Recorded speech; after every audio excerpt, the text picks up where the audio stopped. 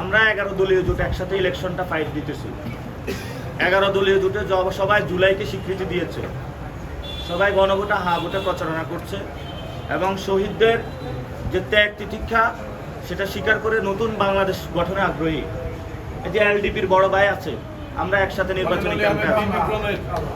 এই যে জামাত ইসলামের আমির সাহেব আছেন এখানে, ওই যে এনসিপির ভাই আছেন, সব দলের আছে এখানে, আমরা একসাথে প্রচারণা করতেছি। পাঞ্জাবের জগতে একটি বিশ্বস্ত নাম শাবাব এথনিক ওয়্যার। এবং ইনশাল্লাহ এলডিপির ভাই আমরা একসাথে আরো 100 বছর যাবো ইনশাল্লাহ। ইনশাল্লাহ কি জামাত ইসলামের ভাইরা বলেন একসাথে থাকবো ইনশাল্লাহ। আমরা বাংলাদেশকে এইসব মাদক মুক্ত, সন্ত্রাস মুক্ত, চাঁদাবাজি মুক্ত, একসাথে ধর্ষণ মুক্ত ইনশাল্লাহ একসাথে করব। আর যারা ইন্ডিপেন্ডেন্টলি লড়ছেন তারাও কিন্তু ঢাকা নয় যে ফুটবল মার্কা যিনি লড়ছেন তার কালকে রাত্রে শুনলাম পোস্টার ব্যানার হলো খুলে ফেলছে। কে খুলছে?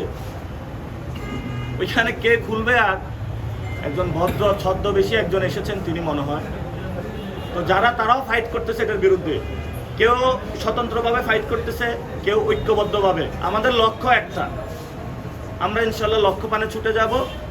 ইলেকশনের পরে এই জোট আরো বৃহত্তর হবে, এটা জনগণের জোটে রূপান্তরিত হবে ইনশাআল্লাহ। আমাদের গুলো খুলে ফেলতেছে। এই জন্যই তো বলি যে ব্যানার লাগে, ব্যানার চাই কই। আমি আর সবাইকে বলতেছি আমার কি ব্যানার লাগানো হচ্ছে না? এখন তো দেখি রাতে রাতে সব খুলে ফেলে, এই জন্য বুঝতে পারছি না।